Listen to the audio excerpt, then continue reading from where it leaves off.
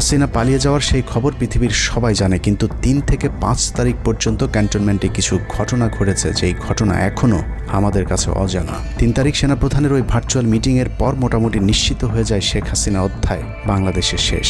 শুরু হয় ভারতের প্ল্যান বি বাস্তবায়নের প্রক্রিয়া। 3 তারিখ রাতে আসিফ নজরুলের সাথে ডিজিএফআই কার্যালয়ের পাশের একটি ভবনে আসিফ নজরুলের ঘনিষ্ঠ বন্ধু major general Hamid, lieutenant general Mujib এবং মেজর জেনারেল ফেরদৌস সেলিমের একটি গোপন বৈঠক হয়, যেখানে ভারতীয় গোয়েন্দা সংস্থার 16 জন কর্মকর্তা উপস্থিত ছিলেন।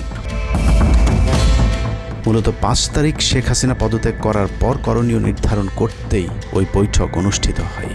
দীর্ঘ বৈঠক শেষে মোট 3টি বিকল্প নির্ধারণ করা হয়। প্রথমটি জরুরি অবস্থা জারি করে সেনাবাহিনীর হাতে ক্ষমতা দেয়া, দ্বিতীয়টি আসিফ নজরুলকে প্রধান উপদেষ্টা করে একটি অন্তর্বর্তীকালীন সরকার গঠন। অন্তর্বর্তীকালীন সরকারের ভেতরে যেন ভারতীয় বলয়ের লোকজন বেশি সংখ্যায় রাখা যায় সেটা নিশ্চিত করার ব্যাপারেও আলোচনা হয় বৈঠকে, এবং সেটা নিশ্চিত করতে আসিফ নজরুলের পেছনে সেনাবাহিনীর ওই অংশটির সর্বোচ্চ সাপোর্ট থাকারও নিশ্চয়তা দেওয়া হয়। মূলত আসিফ নজরুলকে সামনে রেখে সেনাবাহিনীর মাধ্যমেই দেশ চালানোর পরিকল্পনা করা হয়েছিল 3 তারিখের ওই গোপন বৈঠকে। 4 তারিখ 3 বাহিনী প্রধানের মধ্যে দফায় দফায় বৈঠক চলেছে। সেই বৈঠক থেকে সিদ্ধান্ত হয় 5 তারিখ সকাল 9টার মধ্যে শেখ হাসিনাকে চূড়ান্তভাবে পদত্যাগের বিষয়টি জানিয়ে দেওয়া হবে।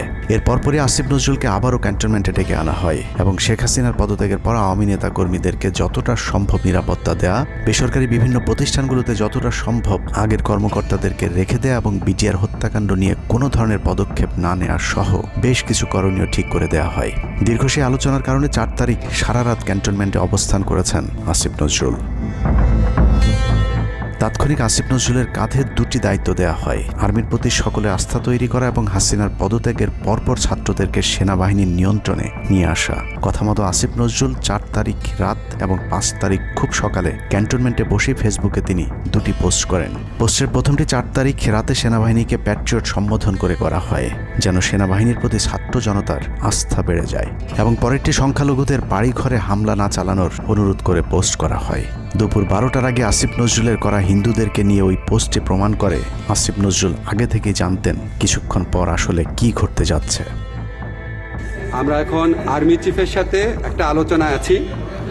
আমি যতটুকু ওনার সাথে কথা বলেছি, আমার কাছে মনে হয়েছে, আশা করছি আপনাদের জন্য অনেক বড় সুসংবাদ আসছে।